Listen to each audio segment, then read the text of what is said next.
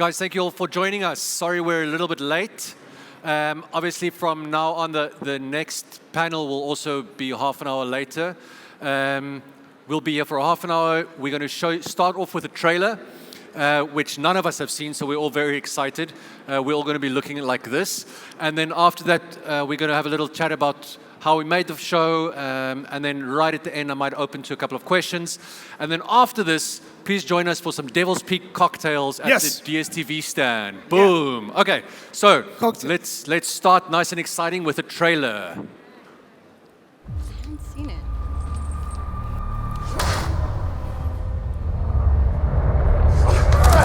Yeah, in Homewood, police have discovered multiple bodies.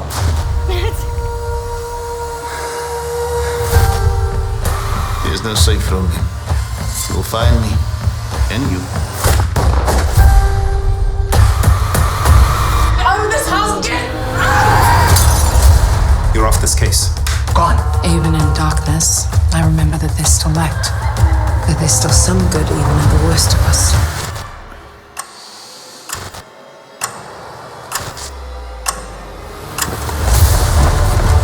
You're trying to lure the Asuka killer out.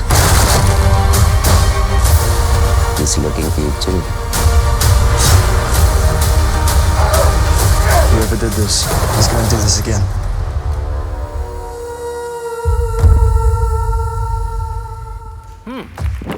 Boom. Okay. Cool.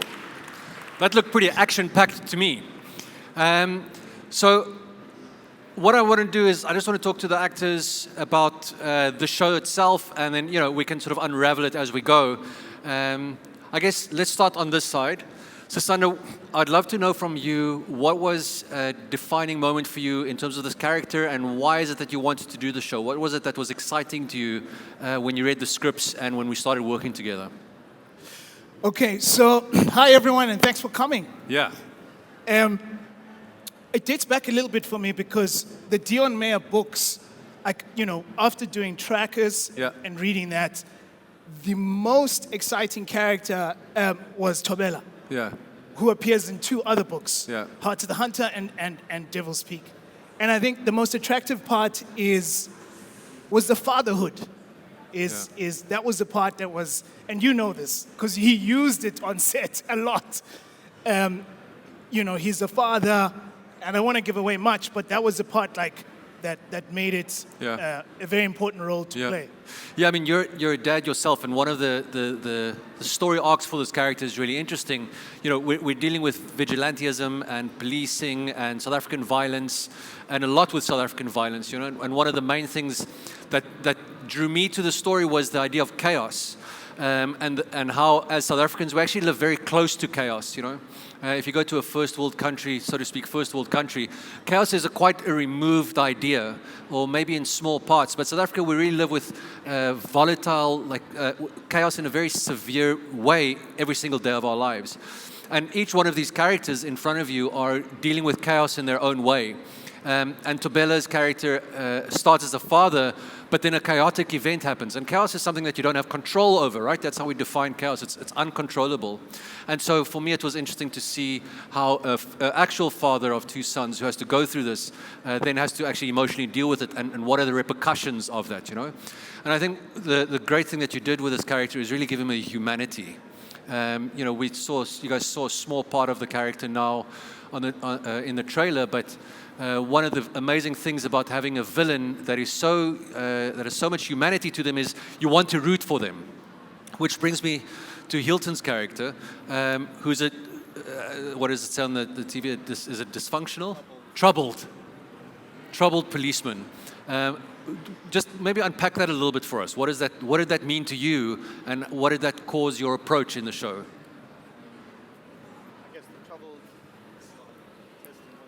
Check for Hilton. Let's try again. Okay, in werk jou nog? Praat gou vir my. 1 2 1 2 testing. Can you guys hear Tarryn? Yeah?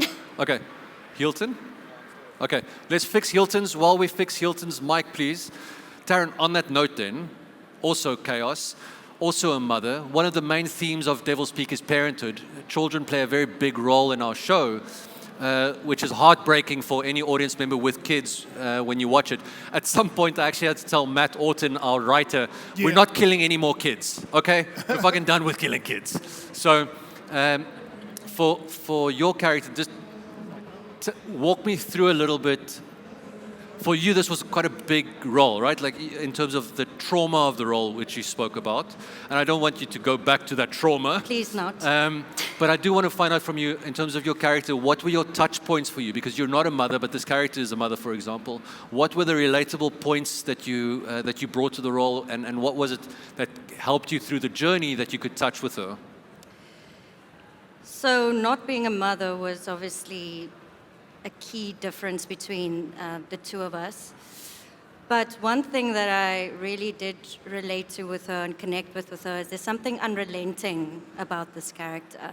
She's kind of like a scrappy survivor, and she'll do anything that she needs to do under whatever circumstances that she has. She's been inspired by her daughter, obviously, to push her own limits, which is often what I think love does to you.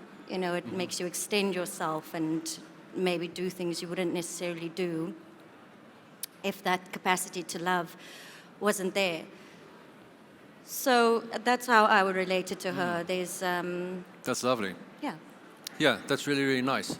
I mean, I think it's an important beat to try and find as an actor, like, what is the point of connection you've got with the character, just to help you get through it, right? And I know, Hilton, you work similarly in that, like, you really want to throw yourself into the character, right? One of the outcomes of throwing yourself into this character was that every day you'd get to set, you were quite tired, and you would, end up leaning on things all the time. Do you mind us unpacking that process for us a little bit? Like, just very briefly, or... Yeah, testing mic check. Mike. Still not. Joz, I have a question for you. Oh, yeah? Hilton will get to you. So while we do that, how did the project come about? So we've heard British company, we've heard BBC and Mnet, and then ultimately, how did you get onto it? Sure. So Dion's books have been turned into a couple of shows, including Cape Town, which maybe no one saw, Trackers, which Sisanda was in, which did very well, and then a company in England called Expanded Media bought the rights to the Benny Grissel books. They then wanted to turn it into, they're the same company that made Wallander, which is a police officer, very similar sort of story. Before COVID happened, they wanted to come to South Africa, bring British crew, bring British actors, British director, and then make the South African show sort of in the same format as Wallander. COVID happens, we realize actually people like local for local, and let's not appropriate fucking people's place and home. Let's maybe be honest about life. And what the executive producer did so wonderfully then was say, actually, let's find a South African partner and let's make it a really South African show, And I think that was one of the big breakthroughs for all of us. Wow. Was that suddenly in our local market, we really have this thing about, we have the talent, we have the stories. If only someone would give us the opportunity, if only we had more budget. Yeah. And suddenly we had, right? Wow. Is that because of BBC Studios or MultiChoice and both? Yeah, I think it's because of the co-production, and the budget suddenly could become a reality. And we had more than what we would normally have on a local show. Yes, we did. High five. Boom! And so the books were bought. They found a writer, Matt Orton, who's a British writer, but he's got family in South Africa, so he knows South Africa well. And then they went out hunting for a director, and they interviewed a lot of people. I made a small film called Griquastad. Yeah. 7 softers. Thank you, Sisanda. How many softers? 7, sure. Arnold Flossler. You're a great champion. Thanks, man. And you brought me out into the cold. I was in Griquastad for 2 or 3 days. Yeah. Carried a real sheep. Anyway, carry on. Yes. Yeah. Carried a real sheep. And they saw that film and they said, please bring what you did on Griquastad to our show. And what we did there was really bring a sense of place to the show. And so when you guys saw the trailer, you'll see it's not an American show, it's not a British show, it doesn't have that tendency. And what I really wanted to do was make something from here for here. And again, using my real interest in the idea of chaos, but reality, taking photojournalists as a start-off point, showing Cape Town for what Cape Town is. We crafted a look and feel for the show that is in the vein of trying to find a voice for South African cinema and South African television. So one of my big drivers as a creative here is, well, what does here mean? Yeah. And what does being a creative from here mean? On the world stage, yeah. On a world stage, right? Like when you see an American show, you sort of have a tendency to know that it's an American show or a British show or, and what does it mean to make a South African show? How does that look and feel and smell and sound like? Yeah. And that's where the aesthetic for the show came from. So that's a broad overview of what we did. Wonderful. Thank you. Yes. Why don't you talk me through a little bit about the action part of our show and you being quite an action hero in this. I'm laughing because, 40 surprised me. So when I took on the role, I'd said to my agent, we need like 3 months to prep for this, right? So I can see our first ADs there and some of the other cast members, please who are here. So, the process to get cast was quite, I suppose, elaborate because it took about 2.5 months. Yeah. And when you think we're done, we weren't. Because Yeah. I would text Jaws and he would say, there's Jaws' dad in the audience, guys. Hi, Dad. I would text Jaws and he would say, look, no, the British team have to have a look. And because, And so we didn't have as much time to prepare for it. And some actors say, no, stay prepared because just, in case it happens. So long story short, I was very ambitious to try to do as much of the action Yeah. as I could. But kudos to the production, in the prep, our head of stunts, we got like maybe 2 or 3 weeks to prepare for that. Yeah. And I remember even when we did our pre-verse, some of the choreography was, let's do what your body can do so Yeah. that you can carry it off. The interesting thing about Dion's writing of this Xhosa character and him trying to, I suppose, connect to the Xhosa-like warriorness, hence the Assegai, Yeah. okay, which is in there. There was a very interesting challenge to try come up with an Assegai language. Yeah. Nice. Look, I didn't make it to Shaka Ilembe. It's okay, fine. But when the Assegai is in the book Yeah. and it's in Tobela's hand, they say it's like a fighting language and Yeah. it's like to try and figure it out. And I think that was quite interesting to try ground that. Yeah. And the last part I'll say is halfway through, there was a physio that used to come to the set quite a bit because, each day I would walk away with some or other injury. I was about to ask. Yes. Yeah. So- How many injuries did you end up with? Oh my gosh. There were I hope quite- many. We, Yeah, we were trying to push it, so. yes. There was a day, I never thought I'd roll on tar without Awesome. mats Oh, yeah. until this guy. Yeah. So we rehearse. So I finally got this tumble out of the way to roll and this mats, right? And then this We have is to go for a take. Yeah, and then Jaws Take goes the for a mat take. away. And then he says, yeah, I was expecting him to change the lens. He doesn't want to change the lens. We can see the tar. Remove the mats. I look at him.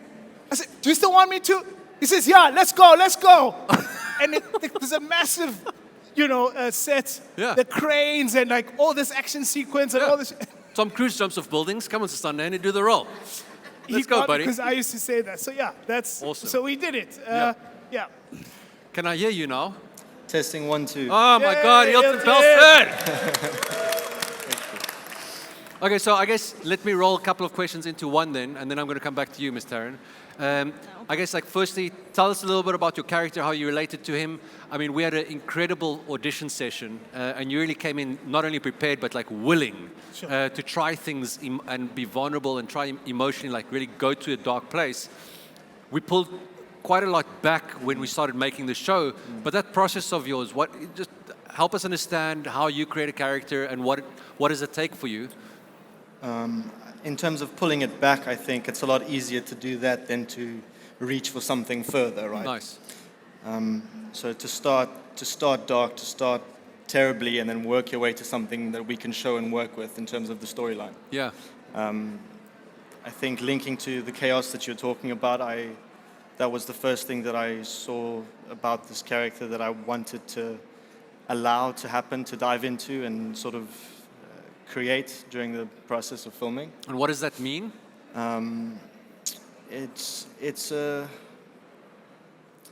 it means allowing the character's journey to sort of take over for a while, and Okay. it's all encompassing, and it's a world that you want to live in for a while in a way. And, yeah. So I guess, can I ask, like, did your liver suffer during the making of the show? Considering your character is an alcoholic, was that something that you're like, well, you know, here we go? Yeah. Yeah? Yeah. What? Yeah. Good. And then, I guess to lighten it up a little, like you also had a lot of action work to do, a lot of stunts to do.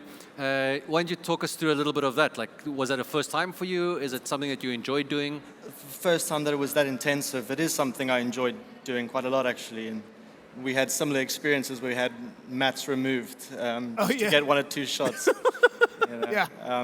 Jump off a building. which was really important. I think I was very aware of how the extra little bit of effort that you make really helps with your performance when you need that close-up shot, and you've just, it's just a lot easier to not pretend for a second and it's just to land on your back on some gravel. Yeah. So I enjoyed that process, and because it's nice to not have to pretend as an actor, sometimes. Nice. So if you have access to those sort of things around you, to be willing to go there. Yeah.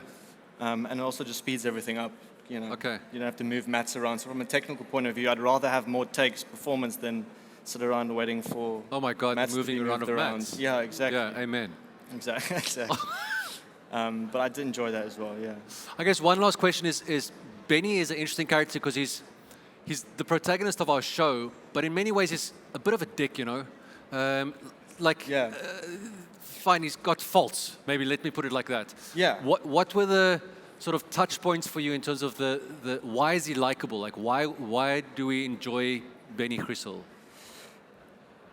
I think he has a sense of humor in a dark place, and his ability to be a sort of a leader, to understand people, know when to make them laugh, or know how to bring them together, know how to make people focus, know how to alleviate that focus after a job or whatever that is. Okay.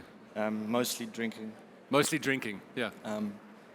But I think that's, for me, Benny's story is essentially a struggle with addiction. And I don't think when we find the character in the beginning, he's realized that it's an addiction yet. Yeah. I think he's using it as a way to function. So Yeah. it's an addiction born out of functionality because of his relationship with anxiety and his panic attacks and the PTSD that he's suffering from. Yeah. So in order to function as a policeman, as a friend, as a new father, and new husband, which is a chaos in itself, Yeah. he's found something that alleviates anxiety that's very, very effective. Okay. But he hasn't yet understood the destructive side effects of that drug yet. Yeah. Yeah. Okay, cool. Q&A? Oh, yeah, go. 10 minutes. We've got a little bit more time. Tarryn, I wanted to find out from you as well. There's what? What are you showing me? If we can aim to wrap up was to. Can we aim to wrap at 2:30? Yes. We are pressured for time. Can we aim to wrap at 2:30? It would have been simpler if you just said it. Yeah, not very subtle. Got you 10 minutes. Yeah. Luckily he's dressed in black, otherwise would have been really confusing. So I guess what I wanted to ask you was, we wanted to stay away from this idea of a damsel in distress, and maybe can you just help us a little bit more understand that? Like, what does it mean? This character in the show is going under stress, and what is it that gets her out of it? Like, what is that thing that is driving her, and what is the thing that clicked in your head where you're like, oh, I get her? You mentioned earlier she's a bit of a scrappy problem solver, right? Can you just talk a little bit more around that? Especially the idea of like female characters being damsel in distresses, and I think that's changed. And I hope that this character does that, The main focus was to stray away from victim and more towards strategist, which Nice. is what we spoke about. I was actually not keen to cast for the part. My agent is Why? here, she knows, because of this very point. Yeah. But we had a lovely casting director, Richard Lothian, who was like, it's not what you think. And then obviously working with you and finding more moments where she had way more agency and was, under her circumstances, still an agent of her own fate. Yeah, well said. So her circumstances, even before she meets this abusive character, her circumstances, the economic circumstances, it's already abusive for a woman like her. So there's already abuse going on in terms of her socioeconomic status. It's obviously just exacerbated when she meets this very powerful man, Anton Haidt, played by the lovely Albert Pretorius. And I've just strayed off topic. That's fine. Keep going. Anyway, so we wanted to. So Jozua was very open, and the director Matt Orton as well, in telling a kind of an old sad tale, you know, of a woman who's being abused by a more powerful man. They were very open to my ideas, and incorporating it in, and also in the sexual violence and all of that, and straying away from that, and deciding where we put the camera in telling the story, because that obviously has a big, with the male gaze, it's very important where the camera is. Yeah. And that was also a powerful tool in telling the story. Is there any levity in your character? No. No. I mean, well, Keep going, tell us. well, like Hilton said, you know, you find this kind of dark humor, and we all have it. We'll, you know, the South Africans will understand the type of humor and the lightness that you need to push out of yourself in order to just sometimes get through a day. You know, where we have these microaggressions, violent microaggressions daily when you walk out on the streets. You know, and so I think we all just have it in us, and I think that's probably what you see when you watch this series, grit and that dark humor, and I'm sure it will take international audiences. I think it will be maybe quite a shock to the system when they see how normalized this abusive environment actually is. Which is also what I really wanted to lean in with Albert, the other actor, is to normalize the abuse, and to make it not. They actually end up having a real relationship. You know? And that's kind of what makes domestic violence so tricky and so difficult to get out of. So to normalize the abusive situation and then realize, oh, this is actually not normal, and then try and get out. Yeah, well said. Beautiful. Thank you. So, yeah, very good. So we've got 5 minutes left because we want to finish on time. And I just wanted to open to the floor quickly. Are there one or two questions? Does anybody have something that they want to say or ask? Yeah. Let's see the trailer again. No, go ahead. Yeah. There's a mic here. Up front here. Here's one, and then there's two. Okay. The lady in the... There we go. Thanks for the conversation, guys. It was lovely. Just a quick question from a creative. I want to find out from all of you, what are the few moments just before you shoot? What is the process? Just before we roll? Just before you roll camera, what's the process, character? Oh God, I hope I actor? remember my lines. Yeah, I'm sure it is. Jozua. Joking. No, you go first. Go from this side. What is the thing that's in your head before we say action? Okay, action side or maybe like the emotional scenes. I mean, whatever. Either. So there's Action size, I hope I don't break anything. I'm over 40 now. So we use Sea Point swimming pool, right? And I remember the street was blocked out and we're shooting there. And there's this big chase sequence. Police, wow. And then we'd rehearse a few times. And then Jozua, you said to me, and here's the reason why I made this. So I said, so Jozua, what's the timing with the crane? Like, do I run out? And Jozua says, listen, you've practiced. Now you do it, okay? Take over. Remember you said that to me. Yeah. And I remember looking at the grips guy, because it's this big machine. I need to run in front of this machine. And in those last few moments, sometimes for me it's an eye contact with maybe someone I'm playing with, like we're together.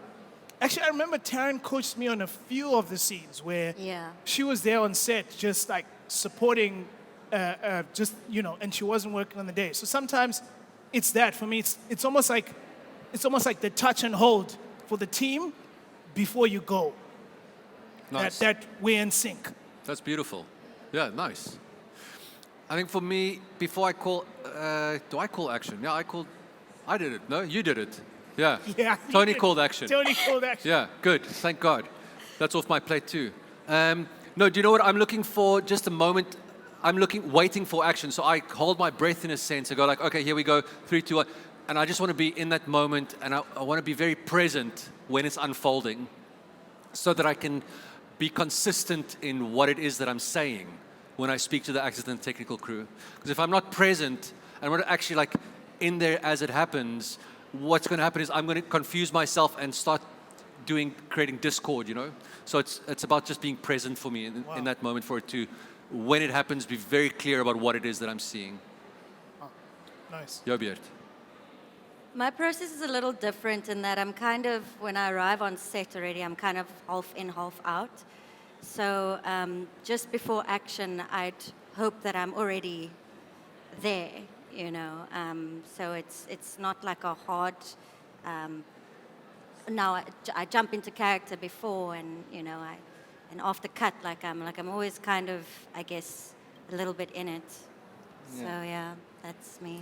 I think for me was managing his level of anxiety.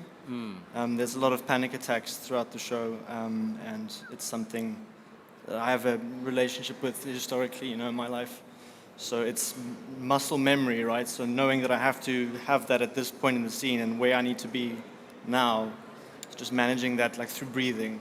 So I'd mostly just find a quiet corner before it takes somewhere and just make sure I'm in the right place. Yeah. Nice answers. Yeah, everyone, beautiful. Nice one, guys. Hi. Hi, Lex. Congrats, everyone. Dankie jy. I just have a quick question about the BBC and partnering with, a co-production. Can you hear me better now? Yeah, we can. With a co-production, what kind of collaboration was there on set? Did you have producers on set with you? And then I'm also interested in the edit process, what that was like, and how involved and how present were the international producers? Okay, good question.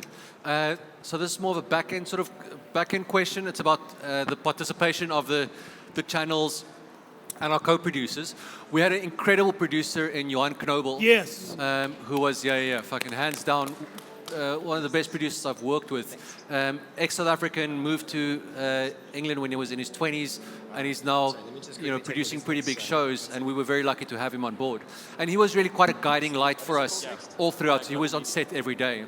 In terms of the two executive groups, Mnet and the BBC Studios, they have the opportunity to always participate whenever they wanted to. And so we would send rushes, we show offlines. They're very aware of what's going on, but there's not so much oversight on the day. And I think it would be very hard for channels or executives to have oversight on the day, because on the day it's quite a creative space, right? Like there's a lot of things going on, and as a director also I need to execute everything we've built up for months saying we're going to do. And so on this specific show they were quite hands-off, because everyone participated in the pre-production of the show. So casting is already signed off, locations are signed off. The whole process of taking everyone through what it is we're making was very clear. And so by the time we shot, everyone knew what it is that we're doing. And so they just wanted to see what it is that we're doing. So they would watch rushes. We never got notes really about any reshoots we needed to do. Any concerns were either sorted out quite easily, which then fed into the post-production process, which was equally easy, to be honest. I went to London for 100 days. I edited all the shows there. I did the sound design there. I did the grading there. We had executive producers from the two production companies, and they would watch the offlines, and we would be in revision with them all the time. So it's a constant conversation. And then Mnet was amazing. We sent them the episodes, they would feedback on notes, and we would reply on those notes and change them as we could. But there was never any tyrannical or aggressive behavior from anybody. To the contrary, it was always very collaborative and positive. And I hope that speaks of the quality of the show. It definitely speaks of the quality of these actors around me. And I hope that actually ends up being positive for the audiences, that they go like, fuck, we agree, we love this, So, yeah. Cool.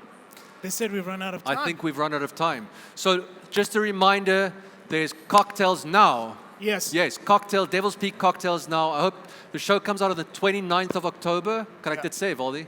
Yeah. Yes. 29th of October, the show comes up. So for those who watch rugby, the finals is on the 28th Saturday. The next night, the show starts at Mnet at 8 o'clock. I hope you guys all sign in. Thank you very much for being here. Thank you.